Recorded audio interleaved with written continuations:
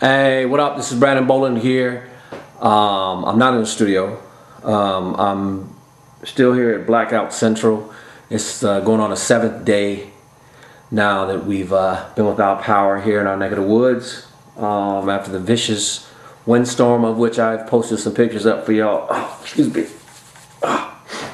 Allergies.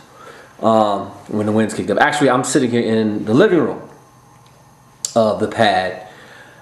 We have electrical out, and I'm bundled up because it's not that the gas is out, but if you have a central heating, you know that even though the gas is on, the pilot light might be on, it might be an electrical ignition, and then your blower also is a motor that runs on electricity. So to be quite honest with you, you're just kind of stuck. So that's why I'm all bundled up. I'm in the living room. If you don't believe me, here's my living room at night.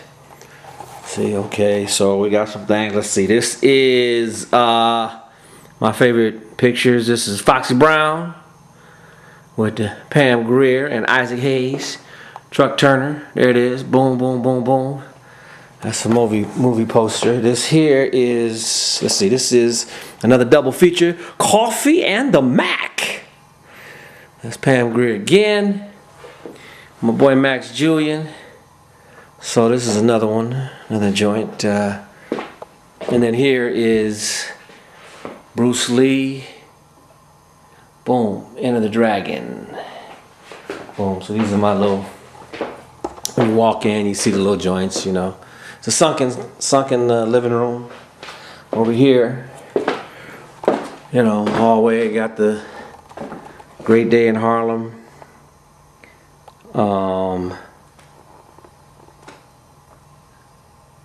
Alright, it's a jazz portrait, and he's got all the cats, Dizzy and Monk and Bean and Count, and not everybody was on the New York scene, but not everybody from New York scene, because Mingus is in there and a couple other people up in there. And so I actually have some really good lighting in here, and I have some pretty decent joints up in here, but it's just the lights are all turned off. This is one of my, I like this one. This is Dorothy Dandridge. That's a joke little portrait we got. And then over here is the Flyers. I think this is one of the dopest pictures I think I have, which is New York dancers, and they're actually putting on a display because no one really dressed all that fly like that, but then you can see the other people sitting around them, but it's still a dope little picture. And then we have a clock with a battery so we know what time it is. So I'm doing this because what the hell is that?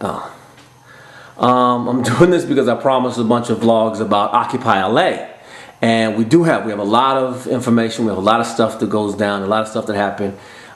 We had our crews there Sunday, but we didn't have them there Monday, which is actually very important. It's a very good reason why, and it turned out really cool for us because we got to see something. Actually, the transition in America from local media to streaming is becoming complete through the Occupy movement. You're getting actually more information.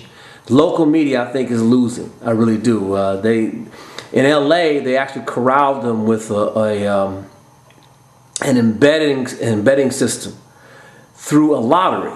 So not even all the media could be there in the local scene where the cops had it set up where it was a picture perfect raid. You know, at the same time, there was this cat that I got to know watching the Oakland raid. This dude who was very compelling, and this is how these stars go. It's very democratic. You put your stream out there, you go through what you go through, people find you, and they vote for you by just simply watching and building you, and you're the cat, one of the cats to watch. And this guy was up there, he used Ustream, and Ustream helped provide him with some equipment, and he's become kind of this really kind of presence on Ustream. His name is Oak for Show, I forget your real name, Cat Daddy, but she was really putting it down in the park. He ended up getting he was there when V. Ragosa gave his statement later on, so he was there through almost the whole thing. He's not big money media. The real important story, though, is the difference in what really went down the street. They had the show where everything was done by the book with the most amount of money and cops and everything. And then down the street, they had another dispersal order. And that's when they chased people. And they did what's called kettling. And there was this kid called number 30 Occupy SF. and he had horrible reception. He was on a iPhone. It was terrible reception, but he was just standing there. And as he was standing on a sidewalk, you could see cops running by and people running by and hear the confusion. And he was giving it a narrative and really saying what's happening. And only after a couple of days, when people started to write about it and vlog and blog about what happened down the street from the raid on Occupy LA, did you realize that in real time, when what we were watching in real time, Oak was showing this young kid, the contrast was stunning in that he was actually giving you the real news. 2 wasn't there, CBS wasn't there, ABC wasn't there, NBC, Fox, you know, none of them were there. But this kid, this young cat, and they apparently he's just a nothing kid because they just kept running by him. So it was just an interesting thing. So we're gonna have some of that information up. It's just, you know, right now we're dealing with the blackout, and it's not at the studio. The studio is pretty much the same thing, but I just decided to come from the house because it's more convenient. If you can dig that, it's more convenient. Okay, all right, okay, all right. So, like I said, you know, we're trying to do things here. Got our little candles in the blackout. Candles are fly. Actually, I'm gonna tell you, I like these votives, like these tall votives, because they go all night. I don't, you know, they're religious. I guess I get them from the religious section. It's funny because where I get them from, where I get these like tall votives from, they come from the Mexican food section of the local Vons. That doesn't really make much sense. Like, why do you have like religious votive? I mean, we know that Latinos, Catholic, not all Latinos, but we know that the Catholicism is big in the Latino world, and you know it would make sense to have them next to them. But then you can just put these next to the other candles, you know. But no, these are next to the salsa, which I really don't, because you can't cook with them. You just, all you can do is just, you know. But they go for a long time. Like I said, I don't like the religiosity of them. This goes out to my homie Jamie Worlds, who asked me about the spaghetti trick. And yeah, you know, if you run out of matches or whatever, if you're low on matches, one of the ways to light one of these big joints is with spaghetti, because they're tall, and you can just like put the spaghetti in there, right? And it lights up, and then you shift it to the other one, and there you go, and then it lights the next one. See? And it's a cheap way to do it, man, to keep your joint going. I like the votives. I don't get the ones with the pictures on there because, you know, that's just not. I mean, you got Peter and Paul and Jesus, and you know, and these are the things. These are like the ones like that. You know, when somebody gets hit by a car and killed on the road, you know, they usually put these down there with some flowers or a teddy bear, some little, you know, shrine to the dead person. Oh, but yeah, they do. I mean, and they're cheap. You know, they're $1 something years old. But I don't like the faces on there because there's only a couple things to do in the dark. You know what I mean? And you can either get high and drink, or drink and get high, whatever your vibe is. You can sleep, or you can hit it. And I'm not too cool with hitting it while, you know, somebody's on a candle looking at you like, why? When I made this sacrifice, was it so you could fornicate?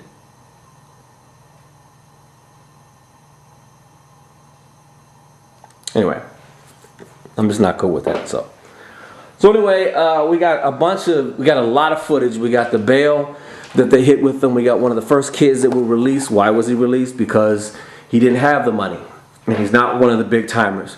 And we got his ticket that shows that the $5,000 bail was absolutely true.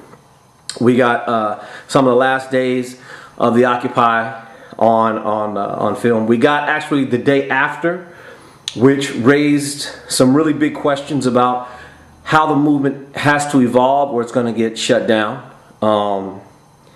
And we got all kinds of stuff. We got Andrew Breitbart. We got him. and we got a couple things happening. So we will bring this stuff along. Oh, also, the dark room is going to start a live Ustream broadcast out of the dark room coming soon. So just check on that. Other than that, I'm gonna hit you up. I'm gonna let y'all know what's happening. I really am. But right now, we're just trying to get the lights back on, and get the studio lights back on, and go out there and bring the crew and do what we got to do. All right. So this is just kind of a little backup hangout thing that we're doing right now, because not that I'm bored, but I promised y'all some stuff and I don't want to break my promise. You know what I'm saying? All right, so we're gonna go to the votive. That's gonna be like our parting shot, like our parting like they used to do back in the day, like at the late night news joint, and you'd see like the candles. It's really kind of smooth. Check it out. Check it out.